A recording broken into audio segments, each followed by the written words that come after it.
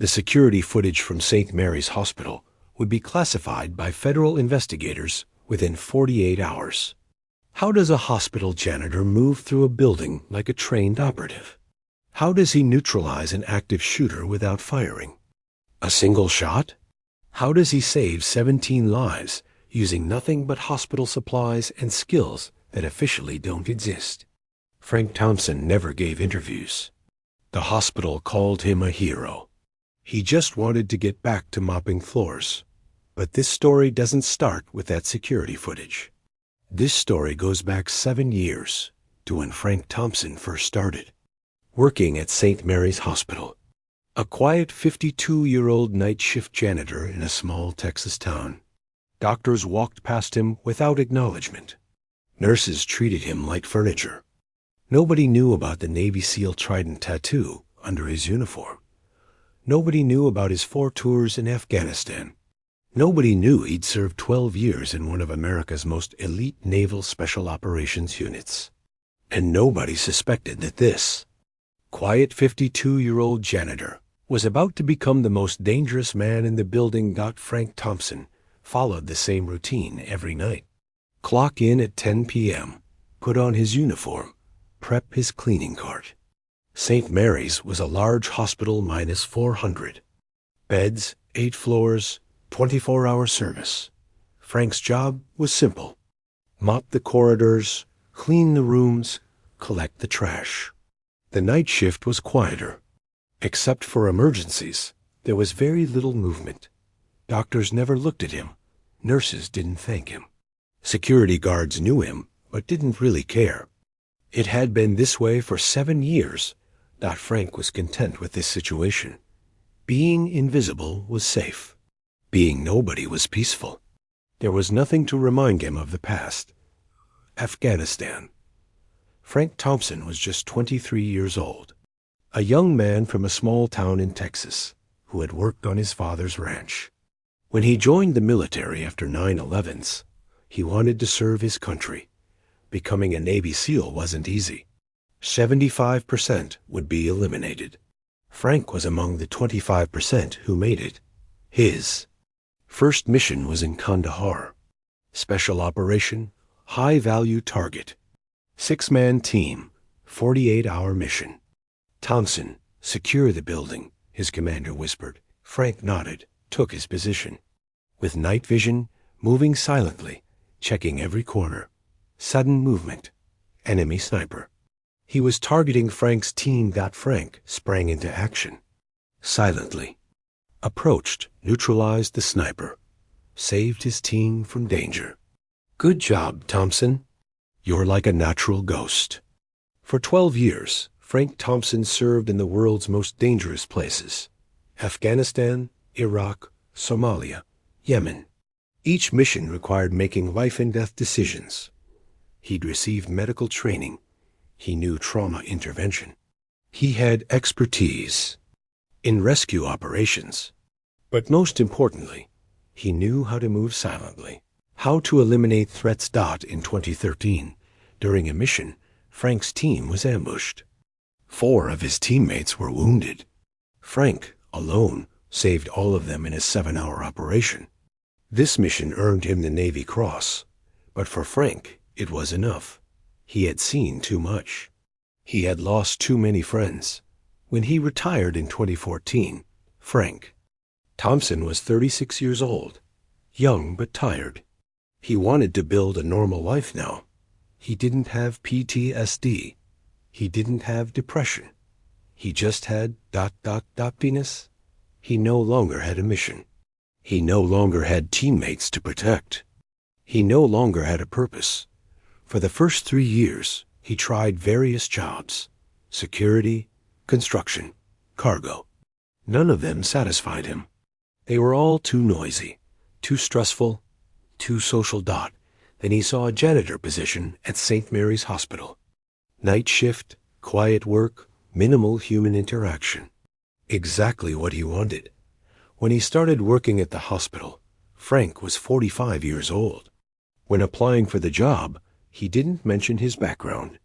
He just said he was reliable and could work night shifts. The first months were difficult. The hospital environment reminded him of wartime.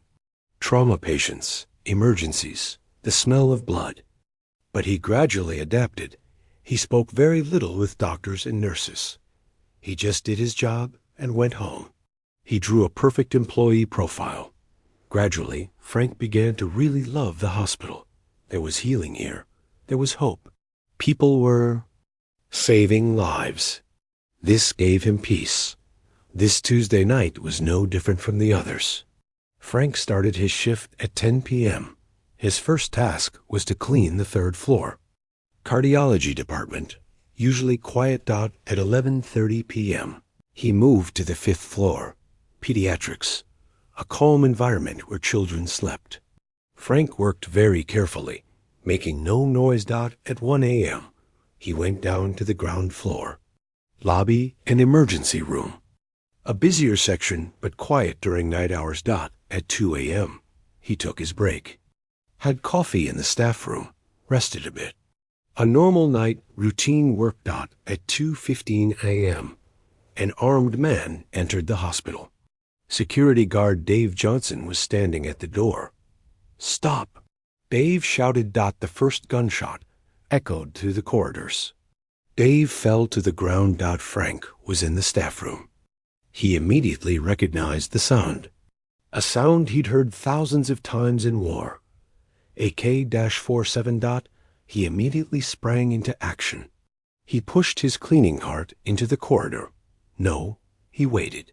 He listened. Second shot. Third shot. The attacker was advancing. Inside. Frank took his cleaning cart, silently moved toward the attacker.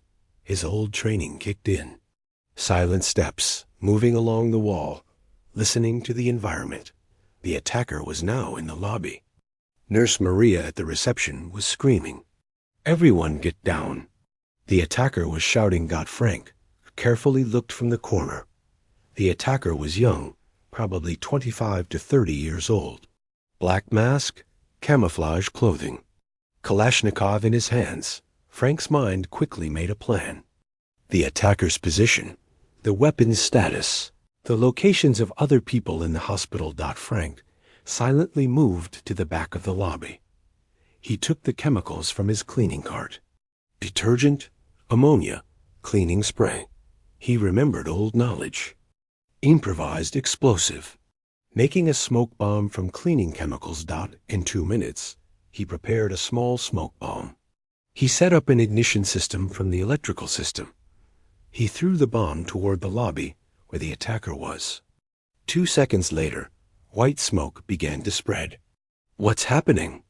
The attacker shouted. Frank had been waiting for this moment. He silently approached through the smoke. The attacker was firing around in panic, but couldn't see Frank.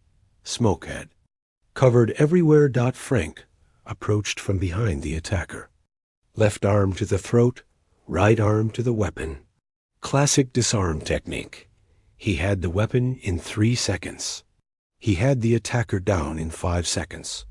The attacker was lying on the ground, Frank standing over him. The Kalashnikov was in Frank's hands. "Don't move," Frank said. His voice was very calm. Frank tied up the attacker with fiber optic cables from the hospital.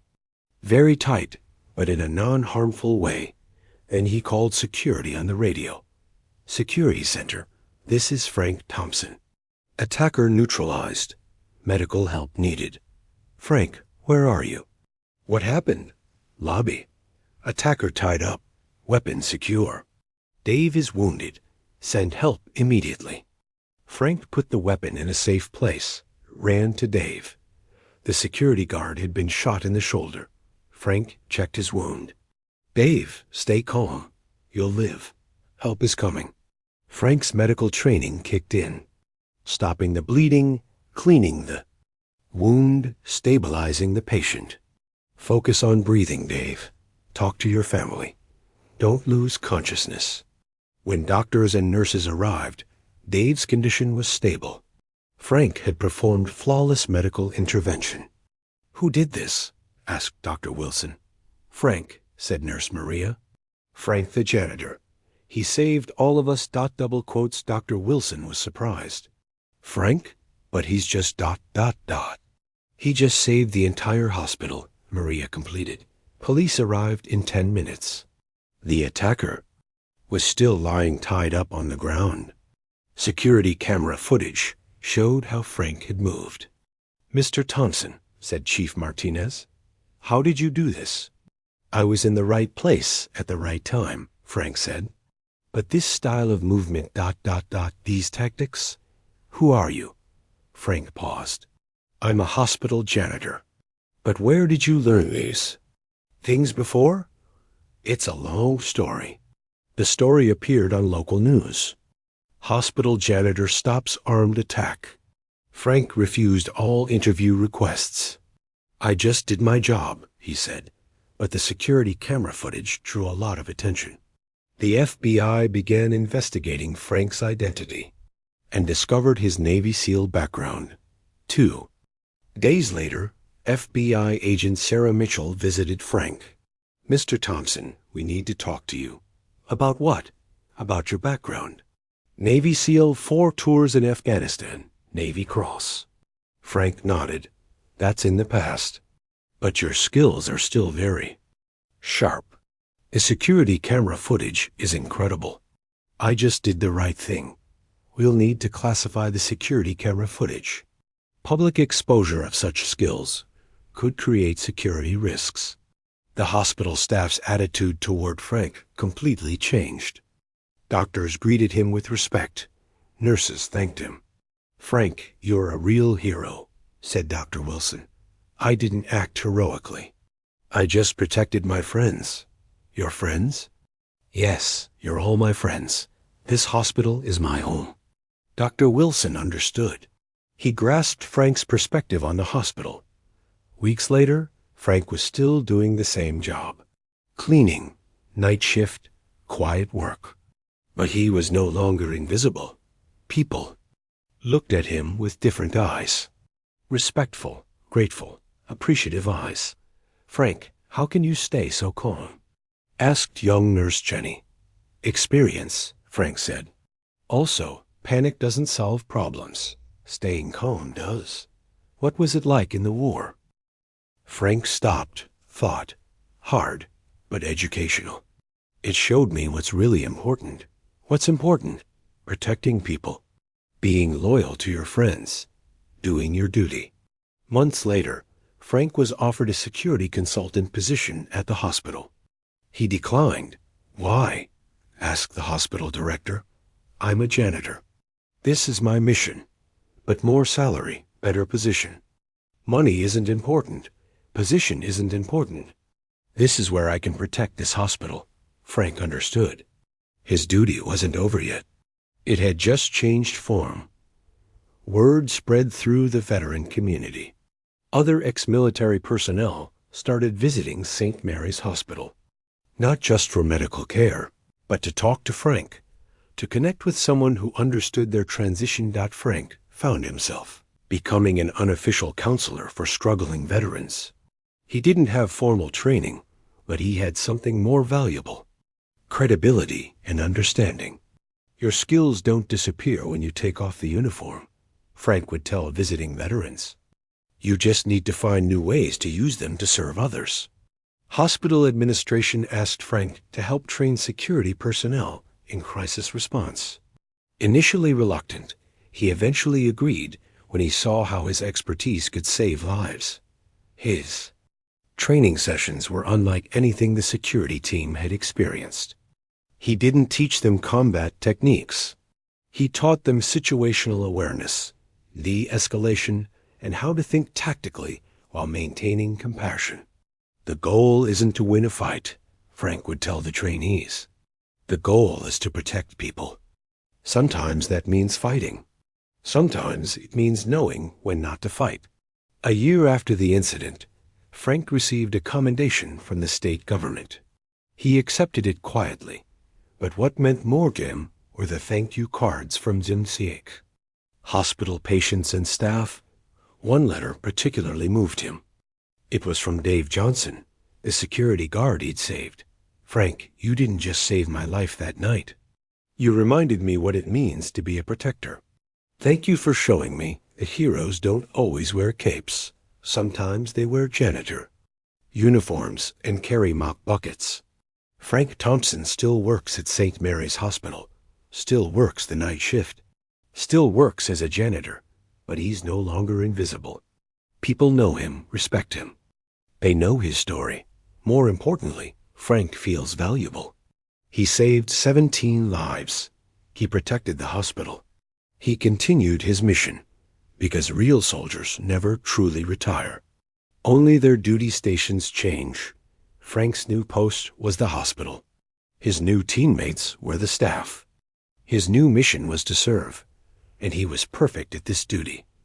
The security camera footage still sits in federal archives. Classified. 12 minutes. 1 man. 17 lives. Frank Thompson never gave interviews, never told heroic stories. He just came to work every night and did his duty, because he's a janitor and he's a protector, both the same man.